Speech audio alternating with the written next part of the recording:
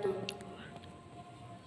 Alhamdulillahirabbil alamin wa bihi nasta'in wa ala umuri dunya waddin. Asyhadu an la ilaha illallah wahdahu la syarika lah wa asyhadu anna Muhammadan abduhu wa rasuluh alladzi la nabiyya ba'da, amma ba'du.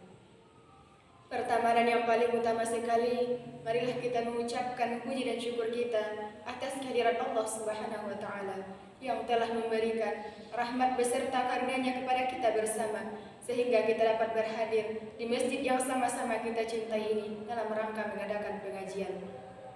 Salat beriringkan salam dan tak lupa-lupanya kita kirimkan ke arwah junjungan Nabi besar kita Muhammad Rasulullah sallallahu alaihi wasallam yang berupa doa, Allahumma salli ala sayyidina Muhammad wa ala ali sayyidina Muhammad. Karena beliau Allah yang telah susah payah membangkitkan umatnya dari alam kejahilan kepada alam yang berilmu pengetahuan adanya pada saat sekarang ini. Muslimin wal muslimat rahimakumullah. Perkenankanlah kami pada kesempatan ini untuk menyampaikan ceramah yang berjudul Kematian. Muslimin wal muslimat rahimakumullah. Kematian yang dikenal sebagai berpisahnya ruh dari badan merupakan sebab yang mengantar manusia kepada kehidupan abadi, yakni alam akhirat. Kematian juga merupakan pemutus semua kenikmatan dan pemusnah segala nafsu syahwat. Perlu kita ketahui, saudara-saudariku, kehidupan kita di dunia ini hanyalah sementara. Kehidupan kita diibaratkan seperti seorang perantau yang merantau di negeri orang, dan pada saatnya nanti dia akan kembali dengan membawa apa yang telah ia cari dan ia kumpulkan di perantauan. Sama halnya dengan kehidupan kita di dunia ini. Pada saatnya nanti kita akan kembali dengan membawa amal perbuatan yang telah kita dapatkan dan kita kumpulkan di dunia yang akan kita bertanggungjawabkan di hadapan Allah Subhanahu wa taala. Muslimin wal muslimat rahimakumullah. Kematian merupakan peristiwa yang pasti terjadi, yang pasti dialami oleh setiap makhluk Allah yang bernyawa yang diciptakan oleh Allah Subhanahu wa taala. Baik itu manusia, hewan, jin, setan, bahkan malaikat sekalipun pasti akan merasakan yang namanya kematian. Sebagaimana firman Allah yang terdapat dalam surah Al-Ankabut ayat 459 yang berbunyi, A'udzu billahi minasy syaithanir rajim. Bismillahirrahmanirrahim. Kullu nafsin dha'iqatul maut, tsumma ilaina turja'un. Tiap-tiap yang bernyawa pasti akan merasakan kematian, dan hanyalah kepada kami kamu dikembalikan. Firman Allah tersebut telah memberikan pemahaman kepada kita bahwa kita yang mempunyai jiwa dan ruh pasti akan merasakan yang namanya kematian. Walaupun kita sendiri tidak mengetahui kapan dan di mana kematian itu akan mendatangi kita. Oleh karena itu, karena kematian datangnya secara tiba-tiba, maka kita harus mempersiapkan diri kita dengan cara senantiasa meningkatkan kualitas ibadah kita kepada Allah, sehingga ketika kematian itu datang, kita telah siap dan insya Allah kita akan mati dalam keadaan husnul khotimah. Muslimin wal muslimat rahimakumullah. Ketika ajal telah tiba dan malaikat Israel telah siap untuk mencabut nyawa, maka kita tidak bisa menunda waktu sedikit pun walau hanya sedetik saja. Sebagaimana firman Allah yang terdapat di dalam surah Yunus ayat 49 yang berbunyi, likulli ummatin ajal, fa idza jaa ajaluhum fala yastakhiruna sa'atan wa la yastaqdimun. Tiap-tiap umat mempunyai ajal, dan apabila telah datang ajal mereka, mereka tidak dapat mengundurkannya barang sesaat pun dan tidak pula mendahulukannya. Firman Allah tersebut sangatlah jelas bahwa ketika Allah Subhanahu wa taala menciptakan manusia, Allah telah menentukan ajalnya pula. Sebagaimana terdapat di dalam surah Al-An'am ayat 2 yang berbunyi, "Walladzi khalaqakum min tinin tsumma qada ajal." Dialah menciptakanmu dari tanah dan dia pula menentukan ajal atau kematianmu.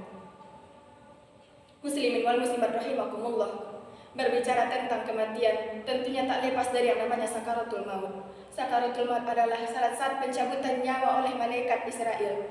Saat-saat sakaratul maut merupakan saat yang paling menyakitkan yang belum pernah dirasakan manusia selama hidup di dunia. Rasa sakit sakaratul maut seperti 300 kali pukulan pedang. Sebagaimana yang disebutkan Imam Suyuti dalam kitab Syarhus Sudur, sesungguhnya Nabi Muhammad SAW menyebutkan tentang sakitnya sakaratul maut. Beliau bersabda, sakitnya kira-kira 300 kali pukulan pedang. Bisa kita bayangkan bagaimana sakitnya. Jangankan 300 kali pukulan pedang, sekali pukulan pedang saja sudah sangat sakit, apalagi 300 kali. Na'udzubillahi min dzalik.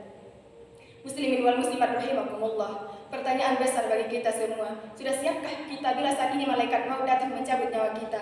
Sudah siapkah kita berbaring sendiri, berbalut kain kafan di dalam lubang yang berukuran 1 kali 1,5 meter?